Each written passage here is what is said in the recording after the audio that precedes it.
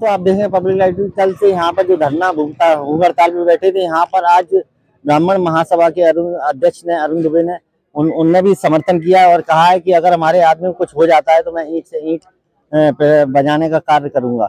लेकिन देखना है कि प्रशासन इन जो भूख हड़ताल में बैठे इनकी सूद कब तक लेती है। कैमरामैन आकाश चौधरी के साथ रानू दीक्षित इटावा। अब तुम्हें क्वेश्चन आज भूख हड़ताल ये बिजली विभाग के ऑफिस में है, ब्राह्मण महासभा ने भी क्या इसका सपोर्ट किया है? बिल्कुल, जब हमारे किसी ब्राह्मण समाज के किसी भी व्यक्ति के ऊपर अत्याचार होता है तो ब्राह्मण समाज महासभा सदैव ये अनुभव जब देखा गया है, जब से भी ब्राह्मण समाज महासभा गठन हुआ है हमने अन्याय के खिलाफ लड़ाई लड़ी है। और कल तो घोर अन्याय हुआ है। परसों जब बिजली चेकिंग के नाम पर ब्राह्मण समाज के लोगों के खिलाफ इतनी धाराओं में मुकदमा शायद पहली बार लिखा गया होगा।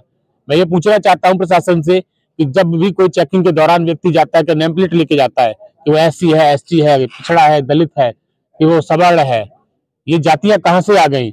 मैं पूछना चाहता हूं प्रशासन से, आप चेकिंग के दौरान चेकिंग करने जाते हैं, घर में जब पुरुष नहीं है तो आपको घुसने का अधिकार किसने दिया?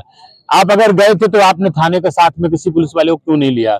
मैंने थाने में जाकर पूछा तो थाने में आपने क्यों नहीं अवगत कराया कि हम किसी व्यक्ति के यहाँ उक्त व्यक्ति के शाम के समय, वो भी 6:10, वहां पर आप रात्रि के समय 6:10 रात्रि का समय होता है, ये आपको पावर किसने दे दिया? किसी घर में अभी आप अनवरत बिना बैल बजाए हुए, बिना सूचना किए हुए घर में घुस जाएंगे?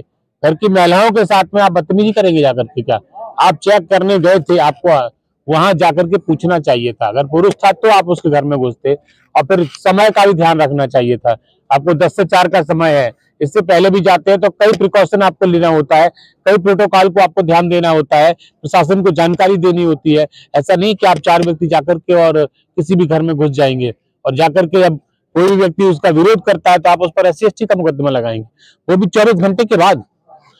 जब योगी सरकार ने सख्त सीधा निर्देश दिया हुआ है कि आप जैसे ही कोई बिजली चोरी पकड़ते हैं तो आप उसके खिलाफ तुरंत FIR करें। 24 घंटे के बाद FIR कराने का क्या उद्देश्य है? कहीं ना कहीं निश्चित तौर पर सवर्ण समाज को, ब्राह्मण समाज को प्रताड़ित करने के लिए सारी रणनीति, सोची समझी रणनीति के तहत मुकदमा लिखाया गया है। एक दिन से ज्यादा हो गया है जी। अधिकारियों की अभी हाथ नहीं खुली है, अब आगे का क्या? बस मैं आपके माध्यम से, चैनल के माध्यम से बताना चाहता हूँ कि 36 घंटे से ज्यादा हो गया है। समाज के लोग, पूरा इटावा जनपद के लोग भूख हड़ताल पर बैठे हुए हैं। भूख हड़ताल में 7 लोग बैठे हैं कल से।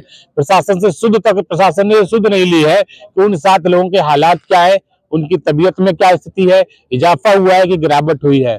प्रशासन अगर नहीं जागता है, ब्राह्मण समाज महात्मा के माध्यम से बता देना चाहता हूं कि कल तक का वक्त दे रहा हूं। अगर ये हमारी मांगे जो बेवजह धाराओं में मुकदमे लिखे गए हैं वह वापस नहीं होते तो आंदोलन उग्र होगा और इसका जिम्मेदार प्रशासन होगा। और प्रशासन को एक और अवगत करा देना चाहता हूं, मेरे व्यक्ति अनशन पर जो बैठे हैं, एक भी व्यक्ति को कुछ भी होता है तो ईंट से ईंट बजा दूंगा।